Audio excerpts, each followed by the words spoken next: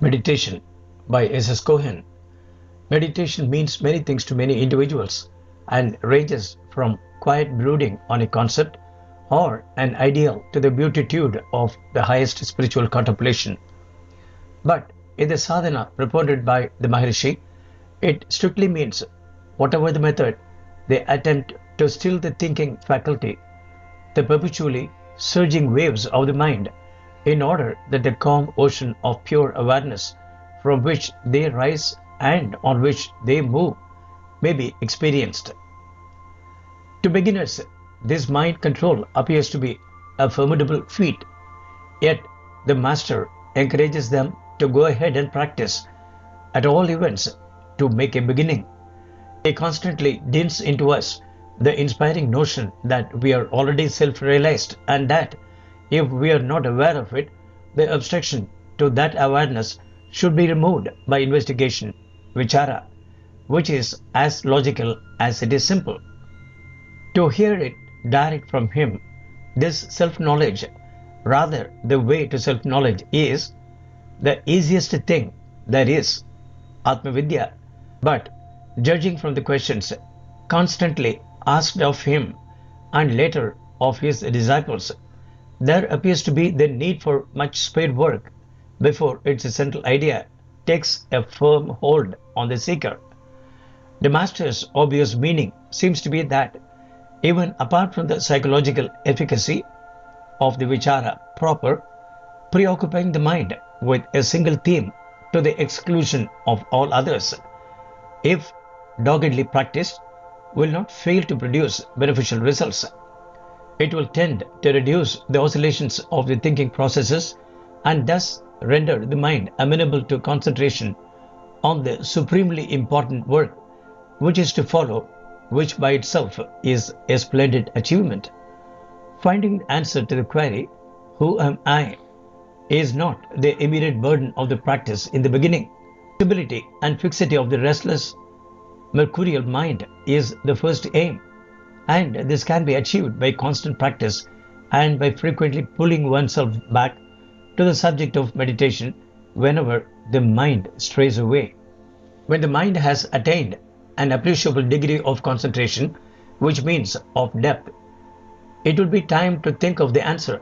Some sadhakas are fortunate enough to begin with a mind already accustomed to concentration, either naturally or by training or through intense fervor, so that they are able to go straight to the application of the vichara and thus make a more or less rapid progress according to the intensity of their determination without much strain. For the Master tells us that mental calmness, that is, a controlled mind, is essential for a successful meditation. The next idea in the vichara seems to be that wherever and for however long one may search for the answer in meditation, one will certainly not find it in the physical body, for no part of it is intelligent enough to stand the test of analysis or answer the call. Even if the meditator takes his body as a whole and confers on it his name, say Krishna or Peter, sooner or later he will discover that it is only his mind which is responsible for this, as well as all other thoughts and sensations. Thus, diligent search and keen observation eventually lead to the mind as the perceiver, desirer and enjoyer of a world which is entirely its own thoughts. For the mind cognizes not but its own ideas. The final idea, one gathers, refers to the most vital stage of the vichara, when the foregoing fact has become a settled conviction and the seeker unabatingly continues his inquiry, this time no longer into the insentient body, but into the very nature of the mind, from which he has discovered the I thought to have arisen. Meditation has by then taken a firm grip and has turned from an erstwhile painful and apparently fruitless effort to a joyful, eagerly looked forward to performance, which can no longer be abandoned or even slackened. The thinking processes have by now considerably slowed down, and with it naturally, the restlessness of the mind. Profound peace and inner joy impel more frequent and longer meditation, which in turn reduces thinking still further till the moment of full maturity is reached, when all of a sudden all thoughts completely cease, and the meditator, the I, having nothing to disturb or preoccupy him, spontaneously finds himself in his pure being, which is the absolute state or substratum. This is what the second and third sutras of Patanjali's yoga mean by saying yoga is the suppression of the vritti, modifications of the thinking principle.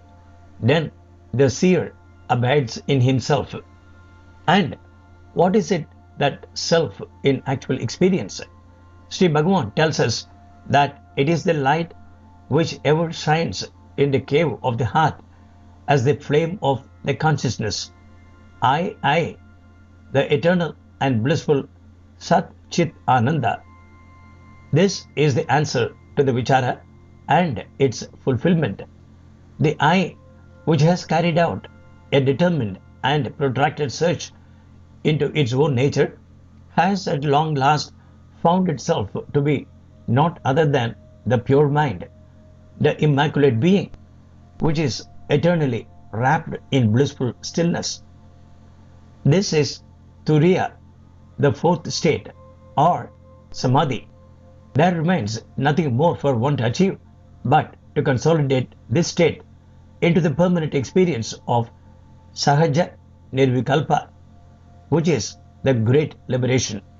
Sadhakas take courage from the personal assurance of Sri Maharishi and the testimony of those who have found the ultimate peace, and relentlessly continue their efforts, however sterile these may at first appear to be, strong in the belief of the descent of the divine grace on their endeavor to crown them with the greatest of all crowns, that of supreme enlightenment. Bhagavan, Patanjali's first sutras, or indeed the climax of all systems of yoga. All yogas aim at the cessation of the vritti, modification of the mind. This can be brought about in the variety of ways mentioned in the scriptures through mind control, which frees consciousness from all thoughts and keeps it pure. Effort is necessary. In fact, effort is itself yoga. Visitor, I am taught that mantra japam is very potent in practice. Bhagavan, the self is the greatest of all mantras and goes on automatically and eternally. If you are not aware of this internal mantra, you should take to it consciously as japam, which is attended with effort to ward off all other thoughts. By constant attention to it, you will eventually become aware of the internal mantra, which is the state of realization and is effortless. Firmness in this awareness will keep you continually and effortlessly in the current, however much you may be engaged in other activities. Listening to Vedic chanting and mantras has the same result as conscious repetitions of japam.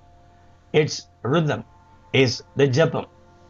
Visitor, as far as I can see it, it is impossible to realize the self until one has completely succeeded in preventing the rushing thoughts. Am I right? Bhagavan, not exactly. You do not need to prevent other thoughts. In deep sleep, you are entirely free from thoughts because the I thought is absent. The moment the I thought rises on waking, all other thoughts rush out spontaneously.